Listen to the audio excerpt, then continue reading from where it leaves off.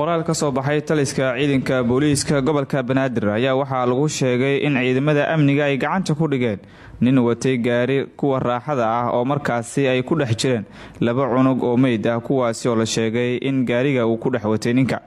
ciidamada amniga ayaa ninkaani ku qabtay agagaarka isbitaalka Ordigan ee Kasdigfer waxayna ciidamada sheegeen in xogta ninkaasi ay soo gudbiyeen dadka deegaanka. booliiska ayaa sheegay in ciidamada ay baaritaano ku wadaan ninkaani oo la xiriirta dhacdada isagoona la sheegay in gaariga labadaasi cunug uu ku dhex watay oo meyd ah. sidoo kale booliiska ayaa sheegay in cadaaladda la horgeyn doono islamarkaana ay hay-adaha baarista haatan ay wadaan sidii ninkaasi cadaaladda loo horgeyn lahaa.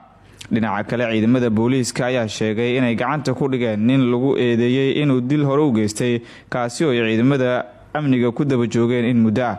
ciidamada amniga ayaa ninkaani ka qabtay deegaanka Gubadley ee gobolka Banaadir waxayna sheegeen in cadaaladda la horgeyn doono.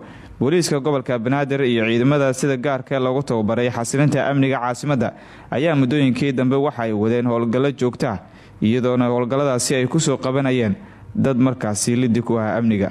u doono Soomaali Suudaneys Hospital daryeel daweyn iyo dhaqaatiirtii khibradda lahayd ee dibadda loo aadi jiray bartilmaameedka Soomaali Suudaneys waa badqabka bulshadeena.